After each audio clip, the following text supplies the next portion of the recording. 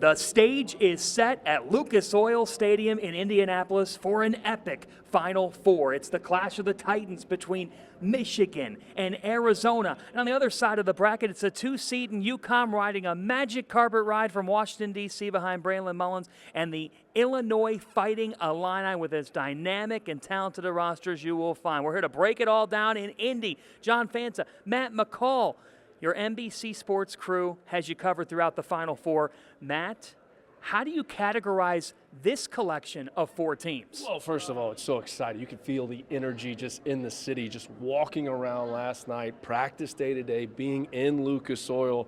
You got four of the best teams in the country getting ready to go at it. We're going to get two terrific games on Saturday night. The notion that the national championship is being won between Michigan and Arizona, you got to throw that out the window, because that Illinois, that UConn game is going to be elite as well. Wouldn't be surprised if either one of those teams cuts down the nets on Monday night. Let's talk about the Michigan Wolverines and the Arizona Wildcats. Size is the instant headline with these two front courts.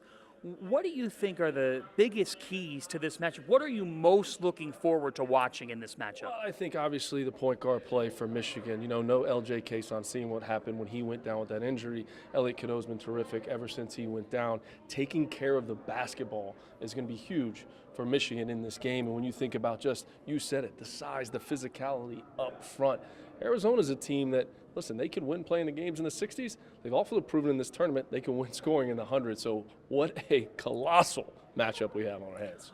Let's stick with Michigan and the job that Dusty May has done. Now in 2 years, he takes over a program, obviously has a proud tradition, but they had won 8 games prior to him taking over in Ann Arbor. He wins the Big Ten tournament in year one, makes a second weekend. In year two, he says, you know what, we're going to rule over the Big Ten in the regular season, and we're going to make it all the way to the Final Four. How has Dusty May done it? Well, first of all, it starts with his roster, the players that he brought into the program. Everyone wants to talk about transfer portal, but you got to get the right transfers. You have to take the right guys that you know when you go into your locker room, they are a connected unit. That's the most impressive thing for me, is rebuilding a team. Getting a connected unit out there on the floor. We saw what he did just 3 years ago at Florida Atlantic University, a historic run all the way to the Final Four. He's been here, but the job him and his staff do evaluating and not just bringing in talented players, but bringing in the right players. And here's the other piece of it too, John. Guys are recruiting them now. If you're a front court player and you see the way that he utilizes his front court players, you look at Mara, go back to last year with Vlad Golden and Danny Wolf and how he used them. If you're you're looking at them saying, that's where I want to go to school, because I know that they're going to get the best out of me. The world says, hey, freshmen, can they get it done? And a lot of people instantly point to Cameron Boozer and A.J. DeBonsa, Darren Peterson, Darius Acuff. But here's the thing. There are freshmen in this Final Four. Those guys might not be here, but how about Koa Pete? How about Braden Burries? How about Ivan Karchenkov and everything that he's done? Tommy Lloyd has blended it all together. You think about it. I mean, when you listen to their starting lineup, and there are 3 freshmen that are being named in the starting lineup to go along with 2 veterans, you talk about molding a talented group together. He's done an unbelievable job with this team. And you think about size, physicality. That's what we're going to see a lot of in that first matchup. For the first time since 2005, the Illinois Fighting Illini are in the Final Four. How? Well, I think first of all, you think about the adversity that they've gone through. Boswell goes down. When Boswell went down, he was playing like a first-team All-Big Ten player. Now all of a sudden he goes down. Another freshman really started to step his game up in Wagler and the way that he's played. I mean, the other night in the Iowa game, the shot making from him was truly remarkable.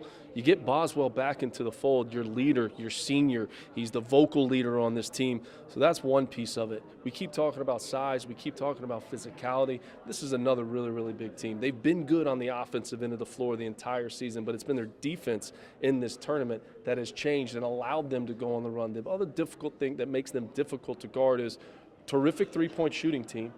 And then you got Stojakovic coming off the bench, who, unlike his father, puts more pressure on the paint, gets in the lane, and gets himself to the free throw line, which makes him really difficult to guard. And Andre will tell you the things that he does even better than his dad. He's got that swagger. It's also the swagger of a David Mirkovic, who plays professionally for SC Derby in the Adriatic Basketball League. You've got the Ivisic brothers and everything that they've brought to the table, the length factor. Let's turn to the class of the Big East. They may not have been the Big East regular season or tournament champions, but they're the team on this league that is still standing. UConn. We can't talk about the future before we talk about what happened on Sunday. Now that you've had a few days, where does that shot, that moment for Braylon Mullins sit for you? Well, I mean, it's top 5 of all time in this tournament when you think about it. And I know it wasn't in the Final Four, but it was to go to the Final Four. A lot of things had to go right on that possession. Talk about the trap to create the turnover. People aren't talking about that enough. Closing the trap down, high hands, getting the deflection. And one of the biggest winners in the history of UConn basketball. His jersey's already up in the rafters in Caravan, coming up with the loose ball and making the right play to his teammate. Just a couple possessions before, he's the one that knocked down the 3. Didn't force something up at the basket. The shot was remarkable, but the game-winning play by one of the biggest winners in the history of that program by Caravan to find his teammate, what a play. And you can't forget about the big bear, Tarris Reed, who is playing out of his mind right now. It'll be fun to see Reed against the Ivisic brothers in this UConn-Illinois showdown. UConn-Illinois comes down to what? Well, I think it starts right there with Reed. They wanted to establish him early in the Duke game. You could see it. The plan, the game was to go inside, establish him early. I think that's going to be a big key as well. Maybe can UConn look to try and get that front court into a little bit of foul trouble from Illinois, but establishing Reed early and then point guard play. We know how good this team is. We know what solo ball is capable of doing. Can they get him into a rhythm early in the basketball game? Anxious to see that as well. We're behind the scenes at the Final Four here. The locker rooms are down to our right. The players, the coaches, they see the media back-to-back days. There's 2 full media days. It feels like Saturday is like a million years away before we get to it. It'll be here before we know. You've been a part of this weekend. Yeah. Give us a taste of the emotions right now in those locker rooms. What's going through everybody's minds? Well, I think it starts even a few days ago, and as a coach, you're telling your guys, take care of all the off-the-floor stuff. Take care of the tickets. Take care of everything that you need to take care of. So when we are boots on the ground, when we get to Indianapolis, it is all business. It is about what do we have to do on Saturday evening to advance in the tournament and play for a national championship. So take care of all your off-the-court stuff. And when you get here, it's different.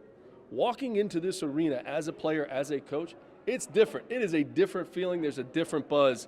What an excitement, a moment that they'll remember for the rest of their lives. And we are here for the electricity inside this building and all throughout Indianapolis. We've got you covered at NBC Sports. And folks, think about this. Michigan, Arizona, Illinois, UConn. What a collection. 2 from the Big Ten. Is this the year that drought of 26 years comes to a close? UConn seeking a 3rd in 4 years, and Bright Underwood's Illini, they got something to say too.